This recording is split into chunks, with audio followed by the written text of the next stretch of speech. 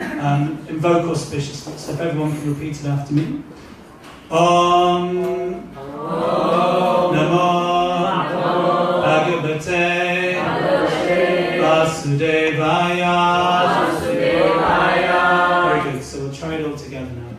Om Namo Bhagavate Vasudevaya. Om Namo Bhagavate Vasudevaya. Om Namo Bhagavate Vasudevaya. Om Namo Bhagavate Vasudevaya. Om Namo Bhagavate Vasudevaya. Om Namo Bhagavate Vasudevaya. So we're going to read this evening from the Bhagavad Gita as it is. A very famous verse. I'm sure most of you know this verse. This is chapter 4, text 8. So we're a little limited for time, and I'm usually quite expert at going over my time, so I'm really going to make a determined effort to stick to the schedule this evening. So you can follow the verse, it's up here on the screen, but I'm just going to recite, well actually we'll recite it together just once, then I'm going to read the translation in the purple. So if you know it, please join in. These are the direct words of Lord Krishna, so they're purifying just to hear and chant. Paritranaya sadhunam Paritranaya sadhunam Vinashaya chatuskritam Vinashaya chatuskritam Dhamma samstapanataya Dhamma samstapanataya Sambhavami yuge yuge. Sambhavami yuge yuge. Translation and purport by His Divine Grace, A.C. Bhaktivedanta Swami Srila Prabhupada Ki.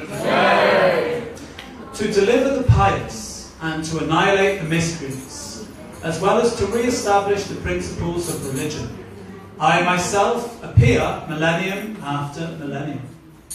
Purport. According to Bhagavad Gita, a sadhu, a holy man, is a man in Krishna consciousness.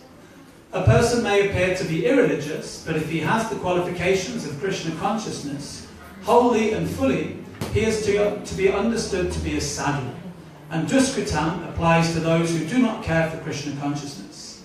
Such miscreants or duskritam are described as foolish and the lowest of mankind, even though they may be decorated with mundane education. Whereas a person who is 100% engaged in Krishna consciousness is accepted as a sadhu, even though such a person may be neither learned nor well cultured. As far as the atheistic are concerned, it is not necessary for the Supreme Lord to appear as he is to destroy them, as he did with the demons Ravan and Kamsa. The Lord has many agents who are quite competent to vanquish demons. But the Lord especially descends to appease his unalloyed devotees, who are always harassed by the demonic. The demon harasses the devotee, even though the latter may happen to be his kin. Although Prahlad Maharaj was the son of Hiranyakashipu, he was nonetheless persecuted by his father. Although Devaki, the mother of Krishna, was the sister of Kamsa, she and her husband Vasudeva were persecuted only because Krishna was to be born of them. So Lord Krishna appeared primarily to deliver Devaki, rather than kill Kamsa. But both were performed simultaneously. Therefore it is said here that to deliver the devotee and vanquish the demon miscreants, the Lord appears in different incarnations. In the Caitanya Charitamrita of Krishnadas Kaviraj, the following verses summarize these principles of incarnation. Srishti hetu ye mati prapanche avatare Seyeshwara muti avatara namadare Mayatita paravyome sabada avastana Vishve avatari tari avatara nama.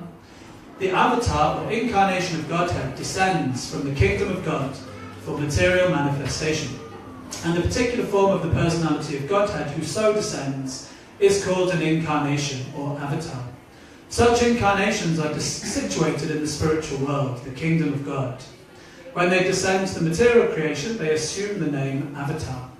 There are various kinds of avatars, such as Purusha avatars, Guna avatars, Leela avatars, Shakti-Vaisha avatars, Manvantara avatars, and Yuga avatars, all appearing on schedule all over the universe.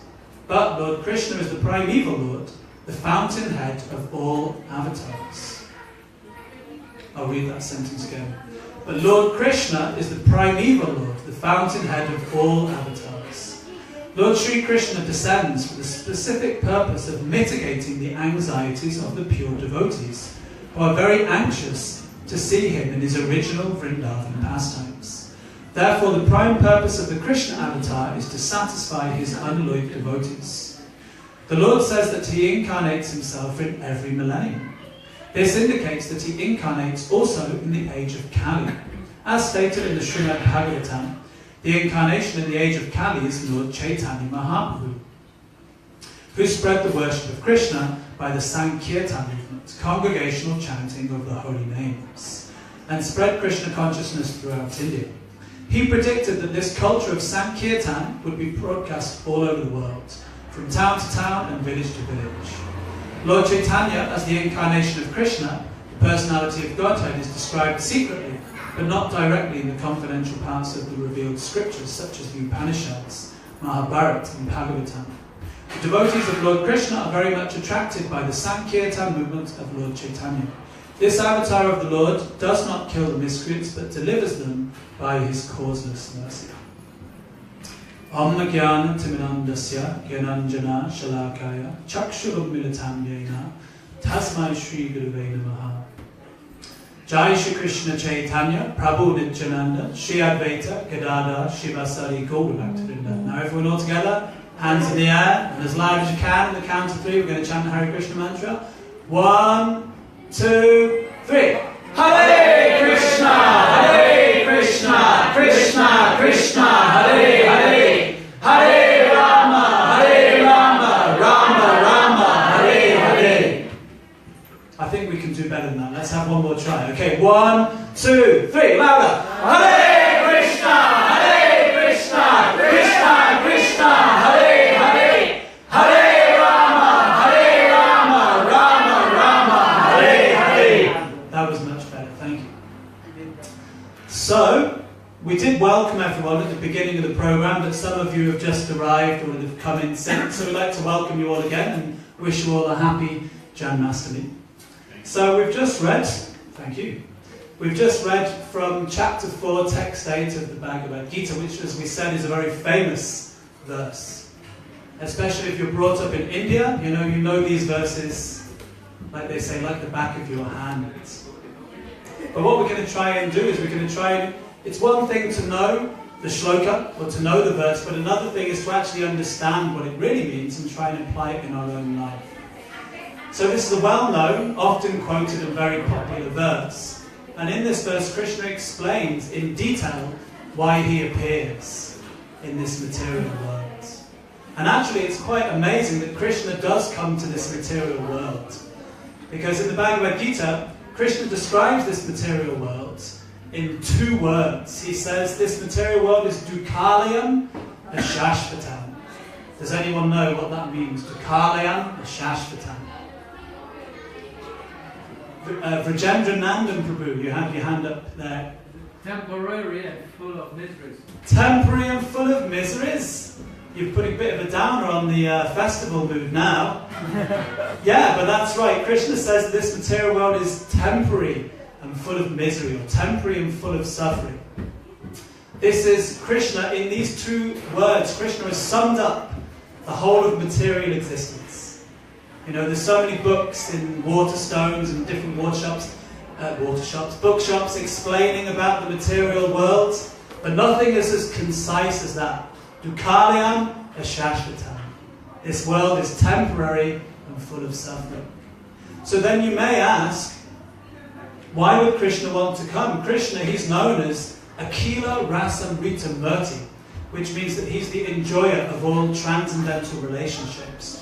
Or in other words, Krishna's in the spiritual world, is enjoying himself. He's experiencing transcendental pleasure, which is ever increasing. Anandam Buddhivadana. This is the difference between material happiness and spiritual happiness. Material happiness has a beginning and it has an end. But spiritual happiness, it is ever increasing. There is no end. It just gets better all the time. Put your hands up if you've experienced some spiritual happiness before and can relate to what I'm saying? Maybe not all the time, but sometimes. So therefore, but on the most part, this material world is temporary and full of suffering. So why would Krishna come to this place? Like if you want to go somewhere nowadays, right, you do a little review. So you go on TripAdvisor. That's what you do nowadays. If you want to investigate if somewhere's a good place to go. I think our ISKCON Newcastle temple, we actually have a few reviews on TripAdvisor. We have a couple of 5-star reviews. One of them was Satchameda. I did notice. So please go on TripAdvisor and give us 5-star reviews. I shouldn't be saying this online. We'll get disqualified. But anyway, you look at the review. Is it a nice place? You know, are you well received there? So if this material world, as stated by Krishna, is temporary and full of suffering, why would he come? Like they say, what's a nice guy like you doing in a place like this? So what's a nice guy like Krishna? Krishna's the topmost person. He's Purushottam, the topmost of all personalities. So why would he come? In fact, Chanakya Pandit, one famous politician, he was a Brahmin, but he was a politician in India. He said that when you plan a journey, he said you should not go to a place where there is no running water, where there is a river. You shouldn't go where there is no physician or a doctor.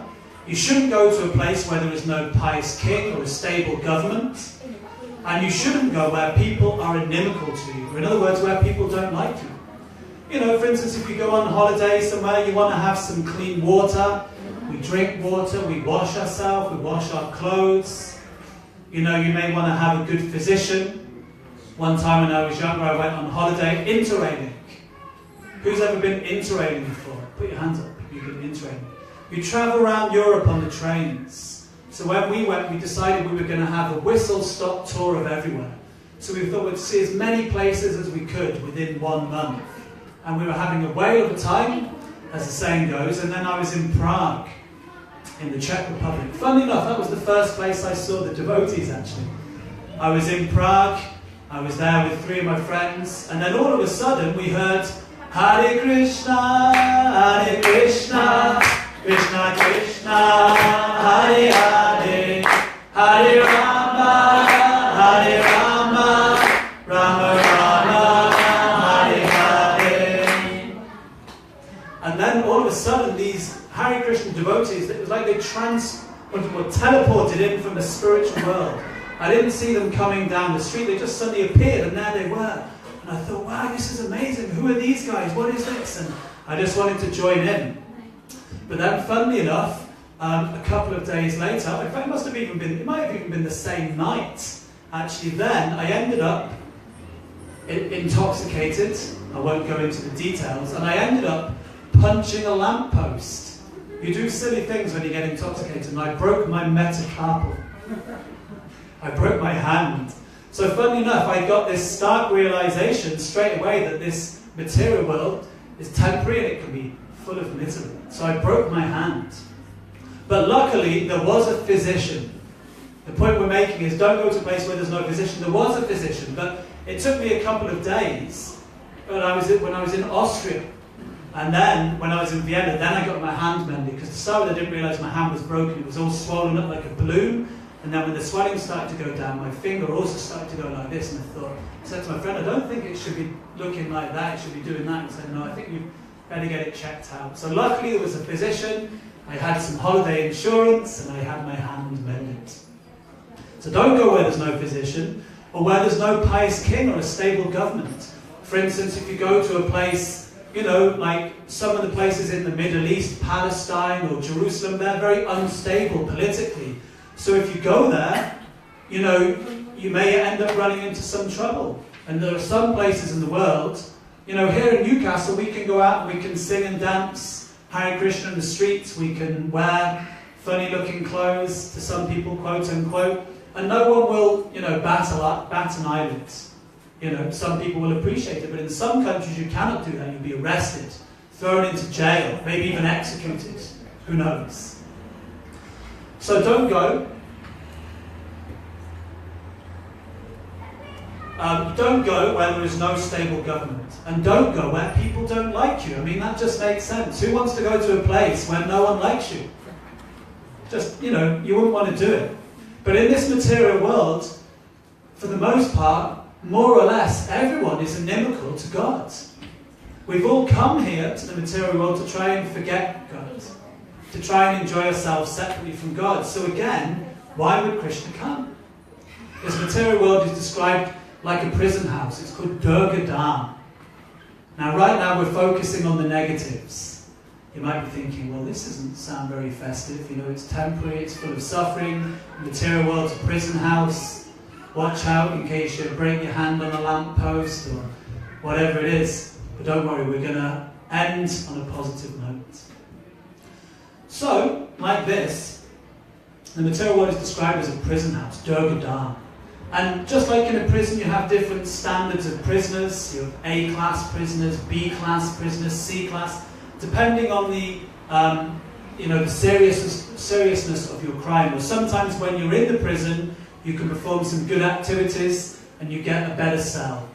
You get a better, a comfier bed, or you get a television in your cell. So in the same way in the material world, we're in different situations according to our karma. Some of us are born with a silver spoon in our mouth. Some of us are born in the slums. We've all got different situations, but at the same time, we're all in this prison house. And why have we come here? Because we've acted in a way which is inimical towards Krishna. We wanted to try and enjoy separately from him. In the spiritual world, everything is centered around Krishna's enjoyment. So at some point we thought, well, let me enjoy. I think I can have a better time without Krishna. We may not remember that, but at some point we did. So just like when you go to prison, they put you, can you go in your normal clothes when you go to prison? I've never been to prison, but I've seen plenty of films. In America, you get a bright orange, outfit or uniform if you're in prison. So if you see someone down the street in bright orange, if you're in America, either it's a fired-up brahmachari from the Hare Krishna temple, or it's someone who's escaped from the local penitentiary. But you get a prison suit. In the old days, you used to see them with these black and white stripy suits, right? So in the same way, when you come to this material world, you also get your own uniform. That's called the material body. And we're so proud of our material body. We look in the mirror, just like before this class, I had my head nicely shaved. I put on fresh tilak and I'm looking in the mirror. Yeah, looking good. Although sometimes you have to look from a certain angle. I don't know about you, but if I look straight on, I don't think I'm looking good. But if I'm slightly from the side, I think that's my best profile. People who are on Facebook or Instagram, they know all about this. The right angle to take the right type of selfie for Instagram, So we're so proud. We're looking in the mirror at our body. We're so proud of it. But actually, this is our prison suit. This is to show that we're rebels. We've rebelled against Krishna. Therefore, we're in this material world. Lord Caitanya, who is on the center of our altar, who's the most recent incarnation of Krishna, he appeared 500 years ago. Lord Krishna, who we're celebrating the appearance of today, he appeared 5,000 years ago. But as we read in this verse, Krishna appears millennium after millennium. So the most recent incarnation of Krishna was Lord Caitanya Mahaprabhu. And he appeared as a devotee of Krishna to teach us how to become devotees of Krishna. And primarily, he taught us that we can become good devotees of Krishna by chanting the Hare Krishna mantra. Hare Krishna, Krishna Krishna, Hare Hare, Hare Rama, Rama Rama, Hare Hare. So one time, one of the devotees of Lord Caitanya, they said, "Dear Lord Caitanya, you have so much love for Krishna." And Lord Caitanya, do you know how he replied? He said, "I don't have any love for Krishna. Otherwise, why am I still here in this material world? If I had any love for Krishna, I would have gone back to Godhead. I would have gone back to the spiritual world." So again, why would Krishna come to this material world? If it's such a place, it's a prison house. So Krishna explains in this verse that we've just read from, he comes primarily out of compassion. And that compassion is manifested in three ways. Paritranaya sadhunam, which means that he protects the pious, or he delivers the pious. And then vinashaya chatuskritam, he annihilates the miscreants. And then Dharma Samsthapanataya, he re-establishes the principles of religion. So let's look at the first one, Paritranaya Sadhuna. He comes to deliver the devotees. So the devotees of Krishna, they are here in this material world and they're calling out to Krishna sincerely, with love and devotion. Hare Krishna, Krishna Krishna, Hare Hare, Hare Rama, Rama Rama, Hare Hare. Sincerely, they're crying out to the Lord, please deliver me. Please help me. Please deliver me from this material existence. So first of all, there's a mood of chanting. We don't chant robotically. Hare Krishna, Krishna Krishna, Hare Hare, Hare Rama. No, not like that. Hare Krishna. We're talking to a person. Krishna and his name are non-different. So when we're sincerely calling like this, the Lord comes. Sometimes the Lord comes just to deliver one of his devotees. Who was that? Please, can someone tell me? Which incarnation of the Lord appeared just to deliver one devotee? Nrsimhadev. Yeah, and who did he come to deliver? Prahlad Maharaj. Yeah, Krishna appeared as Lord Nrsimhadev, a half man, half lion incarnation. We celebrate his appearance around about April time. And he came to protect his devotee Prahlad Maharaj, who was being harassed by his demoniac father, Hiranyakashipu. So Krishna came as Lord Nrsimhadev and he delivered Prahlad, his devotee, and he annihilated the miscreant, Hiranyakashipu. And then Vinashaya Chatuskritam. Krishna, he annihilates the miscreants, and Dharma Samsthapanataya. Krishna re-establishes the principles of religion. But actually, if we analyze it, and Prabhupada said in the purport that the real reason he comes is to deliver the devotees. Because if he wants to annihilate the miscreants, he can just send some storm, some hurricane, some tsunami, some disease, just to wipe out the miscreants. Krishna doesn't have to come himself. And similarly, how did Krishna re-establish the principles of religion when he came? Can anyone give a suggestion? What did Krishna do? How did he re-establish the principles of religion? Did he speak something, for instance? He spoke the Bhagavad Gita. Everyone's gone to sleep. It's a day of fasting today, The body's really tired when you're fasting. Yeah, Krishna spoke the Bhagavad Gita. And how long does it take to read the Bhagavad Gita? Just the translations? 3 hours. Yeah, 2 or 3 hours, the most. Doesn't take long. So Krishna doesn't even need to come to re-establish the principles of religion. Or if he could have just come for 2 or 3 hours and then said, okay, I've done my job, now I'm going back to the spiritual world. I'll leave it in your hands. But Krishna came and he stayed for 125 years. And even though Krishna was 125 years old, he still looks like a boy in his youth. No more than 16 or 20, up to 25 years old. Sometimes Prabhupada says no more than 16, no more than 25. But Krishna here, and in front of the Bhagavad Gita, he is a granddad. He's got many grandchildren and great-great-grandchildren. But he still looks, he's ever fresh, he's Navayogana. So therefore the reason Krishna really comes is to deliver his devotees. And he comes personally. There's a story which is told. Some of you may know it. Sometimes we do it as a drama, but there was one great king, historical king, Emperor Akbar.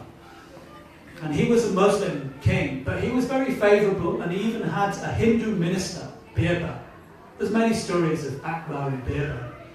So one time Akbar, he was asking his minister, Birbal, you say that your God, Krishna, he comes to this material world, but in our tradition, we could never accept that.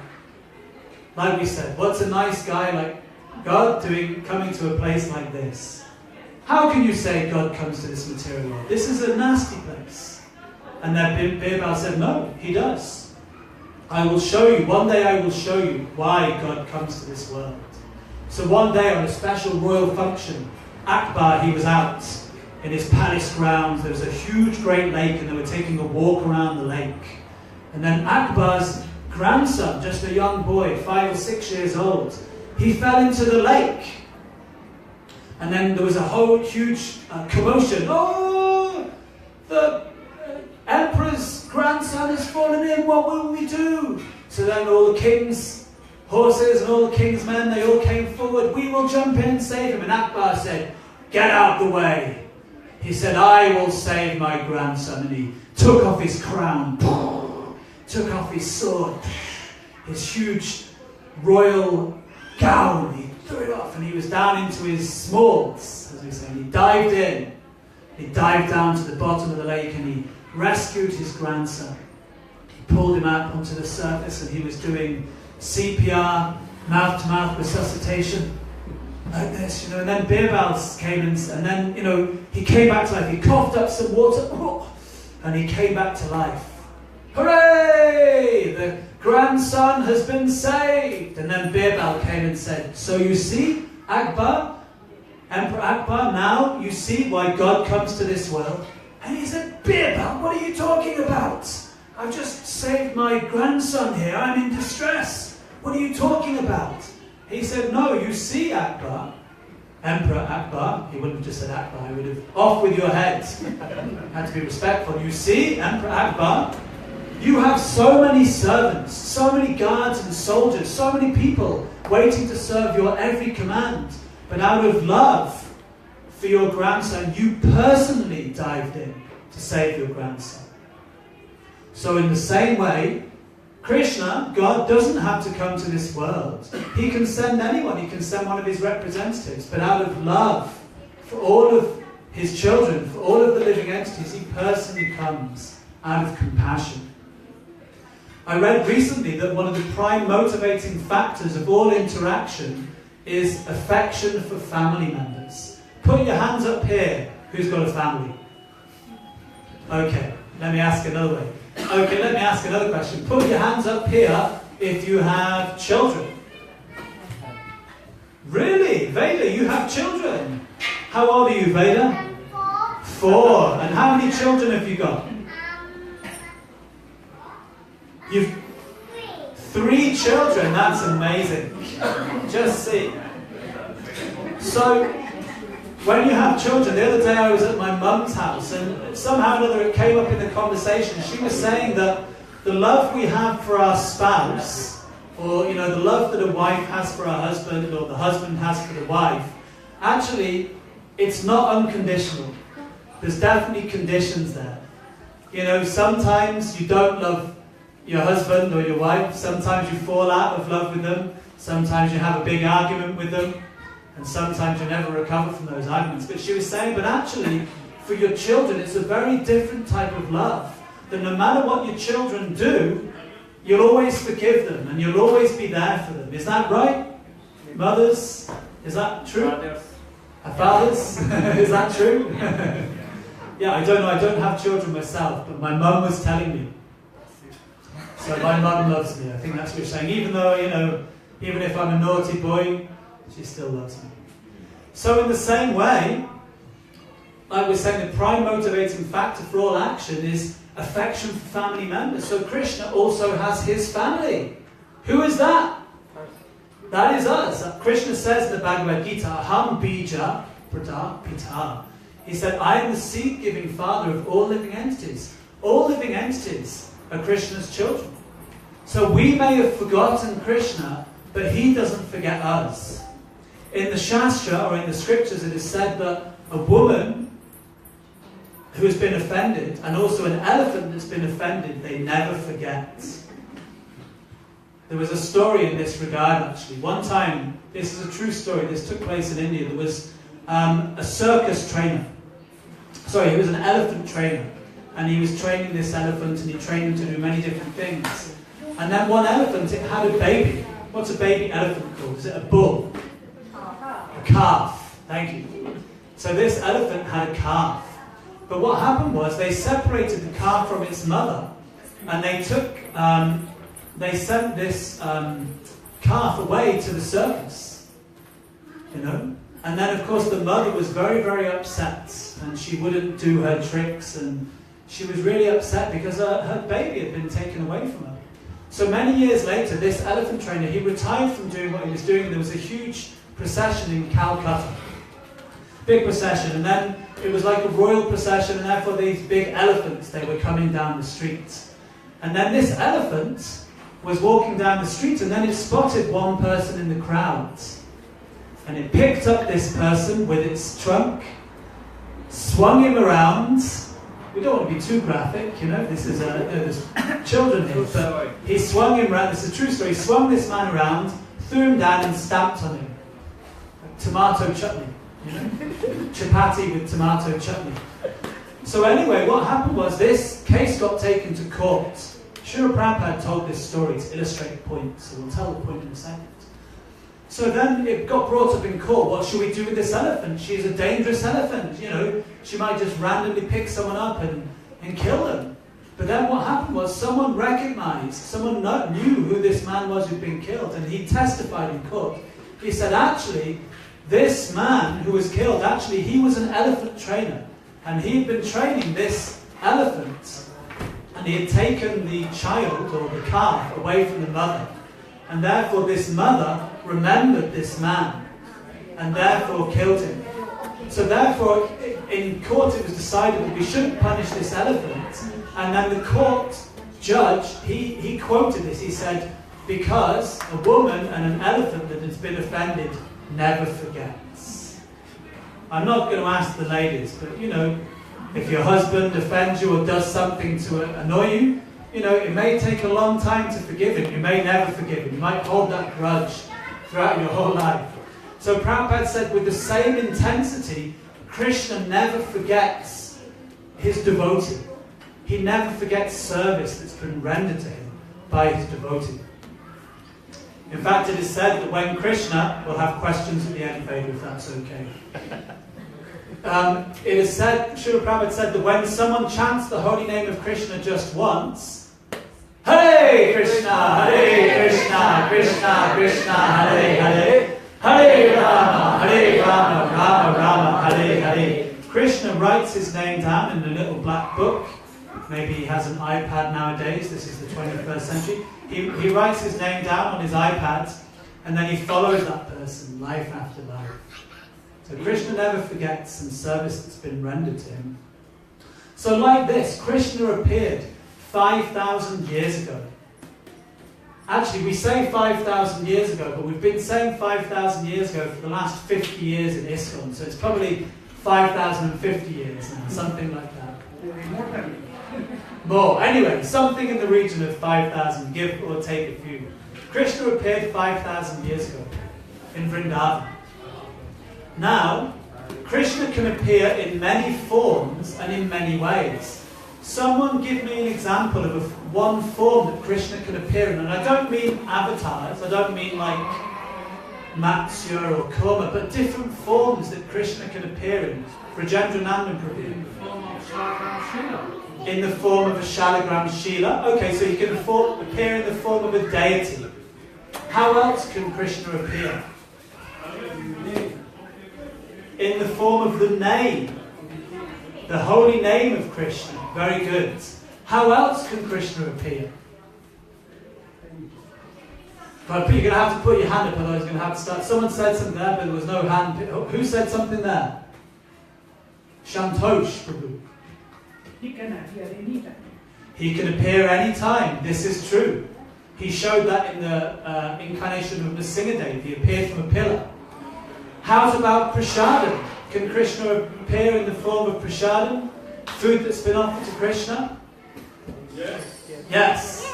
We're all looking forward to the prasadam feast that's coming. We won't talk too much about the feast, because we're still fasting till midnight, so we won't talk about that. So Krishna can appear in many forms. So Krishna appear. Okay, Veda, you have a form. How can Krishna appear? Krishna appear midnight. Midnight is so dangerous. Very good. Krishna appeared at midnight. Yeah. And midnight is dangerous. Generally outside at this time of night, if you go out to Newcastle at midnight, it can be a bit dangerous. You don't know who's lurking. But it's described that when Krishna appeared at midnight, everything became all auspicious. So tonight at midnight when Krishna appears, there'll be no danger. It'll be very nice. So thank you, Veda. So Krishna can appear in many forms. So who would like Krishna to appear today? Put your hands up. Who thinks, now let's ask again, I'm going to ask for a show of hands. Who thinks Krishna can appear today? Who thinks he can appear at this very moment? Is it possible? Who says yes? Put your hands up. Who says no? Put your hands up. Krishna can't appear. Okay, you're all convinced. Actually, it is said in the Padma Purana. So we find that verse. Like we have, like at the radio, you have the DJ, which is the disc jockey. So we have Maha Mantra. He's the TJ. He's the tablet jockey. So he's going to show this verse now. Naham tishtami vaikunthe yoginam hridayeshu va tatra tishtami narada yatra gayanti madbhakta. So Krishna says in the Padma Purana, I do not reside in my abode, Vaikuntha, nor do I reside within the hearts of the yogis, but I reside in that place where my pure devotees are chanting my glories. So in other words, wherever the glories of Krishna are being chanted, wherever the holy name of Krishna is being chanted, Hare Krishna, Hare Krishna, Krishna Krishna, Hare Hare, Hare Rama, Rama Rama, Hare Hare. Krishna is there. Here he is. We've just chanted. Krishna has come. It's described that Krishna, he is dancing on the tongue of the devotee who is chanting his glory. So yes, Krishna can certainly appear. So every day as devotees we are chanting Hare Krishna, we're chanting on our japa beads, we're chanting in kirtan, and all the time we're trying to improve our chanting. It's described in spiritual life, generally we make advancement in small increments or small steps. But then on special festival days, like Janmastami or Govardhan Puja, it's described that one can make a giant leap forward, a quantum leap forward. Like that famous expression, one small step for man, one giant leap for mankind. So generally it's small steps, but on special festival days like today, like Janmastami, you can make a huge leap forward in your spiritual life. So therefore it's worth taking seriously. We should really be attentive. We should really give our heart and soul. Back to Vinod Thakur, he said that holy days like Janmastami and Ekadashi, they are the mothers of devotion for those who properly observe them. So today, you may have noticed we've had lots of kirtan. In fact, today, out of a 6-hour program, a 6.5-hour program, I counted on the schedule. If anyone's wondering what else we're doing on the festival, there's a poster on the notice board. So 4 hours out of those 6.5 hours is going to be kirtan. So if you don't like kirtan, you're in the wrong place. So therefore, today, this is how we're going to celebrate Janmastami. There's no better way to glorify Krishna, and there's no better way to celebrate Janmastami than chanting his holy names. Okay, boys, if you want to speak, if you want to stay in the class, then you have to be quiet. Fingers on lips. Can you put fingers on the lips? That's it. Very good. If you'd like to speak, that's no problem, but you can go outside if you want to speak, okay? So today, this is how we're going to celebrate. One time, there was one great devotee. He was called Krishnadas Babaji Maharaj. And he was known as being a great devotee. And he was known that he enjoyed chanting Hare Krishna. So they approached him on Janmastami, or just before Janmastami. They said, we want to have a great festival for Janmastami. How can we celebrate this festival? And he said, Hare Krishna, Krishna Krishna, Hare Hare. And they said, dear Babaji Maharaj, please, we know you're chanting your japa just now, but we just wanted to ask you, advice. We're having a big festival. How should we celebrate the festival of Janmastami? Hare Krishna, Krishna Krishna, Hare Hare. Maharaj, please, we don't want to disturb you. How can we? And he said, yes, all day long, you just chant on your beats, Hare Krishna, Krishna Krishna, Hare Hare. Now I'm going to ask you here, whoever has tried to chant Hare Krishna on your beads all day long? Who chants? Okay, who's ever tried to chant even one round without getting distracted? Put your hands up if you can chant one round without getting distracted. Very good. Who can chant 4 rounds without getting distracted? Vader and Daniel. Who can chant 16 rounds without getting distracted? I'm sure they do. Yeah, I'm sure they do. So the point is, it's not so easy. Vishnu Janmastami, he said, if you find it hard to chant japa, then you need to have more kirtan. Because through chanting in kirtan, you get a taste. And in fact, Jiva Goswami, he said in the Bhakti Samdava, he said that actually in this day and age, kirtan is more important than japa. I'm going to qualify that, because I'll be in trouble. This is being recorded, it's online. But what he explains is that in kirtan, even a beginner in Krishna consciousness can experience the highest spiritual ecstasy or the highest spiritual happiness just by being in that kirtan, which you may not experience when you're chanting japa. Sometimes you're chanting japa and you get a taste, and sometimes it's like, when am I going to be able to finish these rounds? This is too much. Perhaps, Daniel, perhaps Lev, can you just take the boys just to the back of the class? Is that okay? Is it okay just to sit at the back of the class? So, it's not so easy to chant japa, so therefore many temples now on Janmastami, they celebrate their festivals with just kirtan. In New Vrajadam in Hungary, they do the same thing. They just have kirtan, morning till night. And these festivals are so joyful. So how does Krishna appear in kirtan? So, again, by the mercy of our TJ, do we have this one? We have this one, okay. So this is a nice verse. We're going to pull it up. Nama Chintamani Krishnas Caitanya Rasa Vigraha Puna Sudo Nityamukto Binatvan Nama Namino. The holy name of Krishna is transcendently blissful. It bestows all spiritual benedictions, for it is Krishna himself, the reservoir of all pleasure. Krishna's name is complete, and it is the form of all transcendental mellows. It is not a material name under any conditions, and it is no less powerful than Krishna himself. Since Krishna's name is not contaminated by the material qualities, there is no question of it being involved with Maya.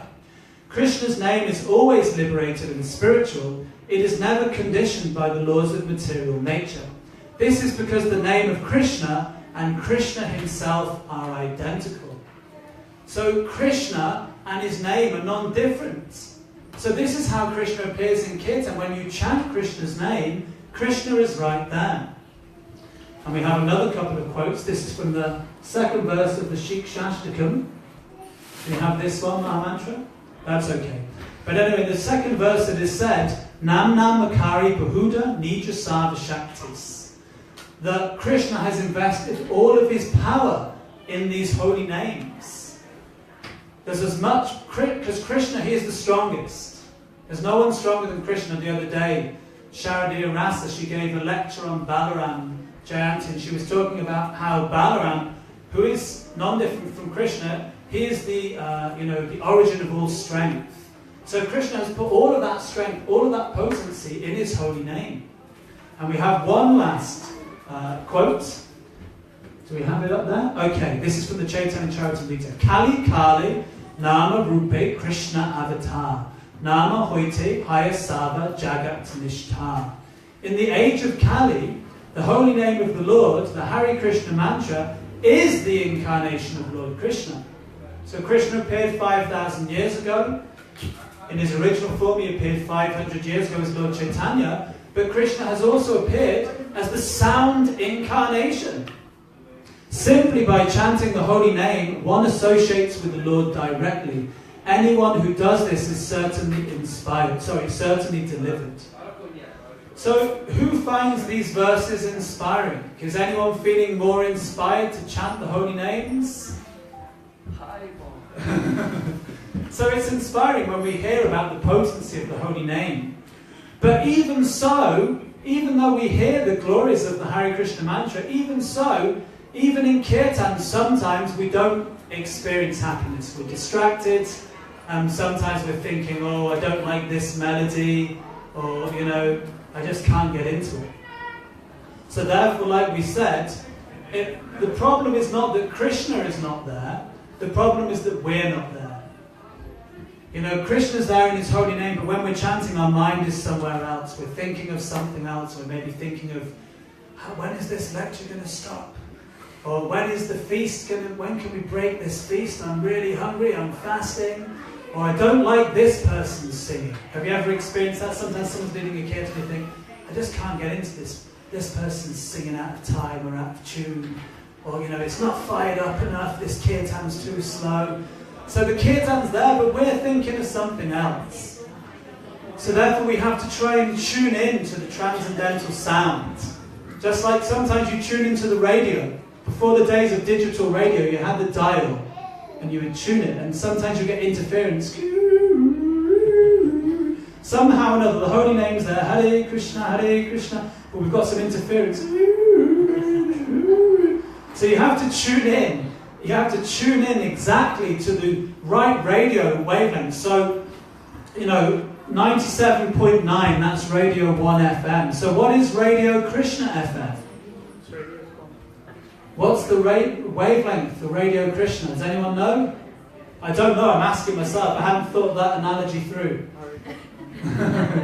Actually, the real wavelength is attention. We give it our full attention. As soon as the mind wanders off, you again bring the mind back again. So there's a certain mood when we're chanting. There's a quality. Like we said, it's not mechanical chanting. Hare Krishna, Hare Krishna. No, we chant with feeling. We chant with devotion. We chant, Prabhupada says, like a child calling for its mother. And we're just going to give one vivid example which illustrates this. If I give you a mantra just now, in fact I am going to give you a mantra now. The mantra is bread, butter, melted cheese. Everyone say that after me. Bread, butter, melted cheese. Bread, butter, melted cheese. Again, bread, butter, melted cheese. Bread, butter, melted cheese. Bread, butter, melted cheese. Bread, Bread, butter, melted cheese. butter, melted cheese. Bread, butter, melted cheese. Now, you were all chanting that quite enthusiastically, mostly because you're all fasting and your taste buds are starting to salivate at the thought of, oh, bread, butter, melted cheese, oh, bread, butter. So you can imagine a really hungry person chanting this mantra. Well, first let's think of someone who's really full. Sometimes when you eat a feast, you're so full you can't eat anything else. Even someone brings you your favourite preparation and you're just like, oh, I can't eat anymore.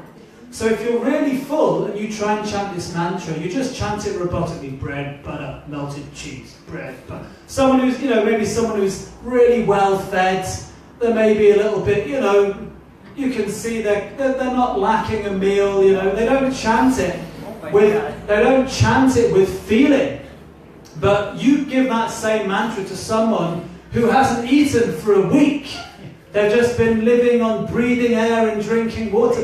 When they're chanting that mantra, they can almost taste the bread, butter, melted cheese, bread, butter, melted cheese. They can taste it. They can experience it.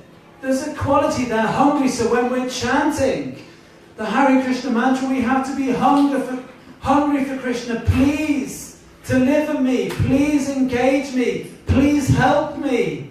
Please deliver me from this material existence. Hare Krishna, Hare Krishna, Krishna Krishna, Hare Hare, Hare Rama, Rama Rama, Hare Hare. And Krishna says, Ye yata mam prapajante, tams tataiva bhajamyaham. When you chant in this mood, Krishna reciprocates, and you experience Krishna in the holy name. You experience Krishna in the kirtan. Put your hands up if in those 2 hours of kirtan that we did at the start of the program, if you had some experience of Krishna in that kirtan. Anyone? And if you didn't, then you know what you need to do. You need to chant more feelingly, with more attention. Because Krishna and his name are non-different.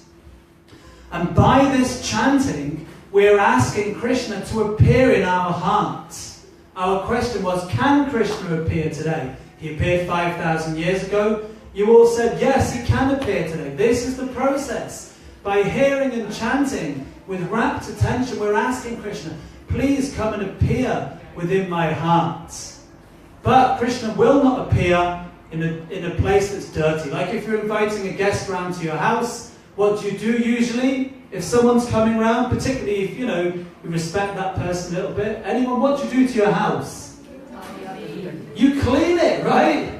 At least just to look like you live in a nice place, It might, just to at least, add a bit of pride. Yeah. And then someone comes around, your house is so clean, you say, It's always like this. Little do they know that you've just been cleaning the house for half a day and dusting to get it looking nice.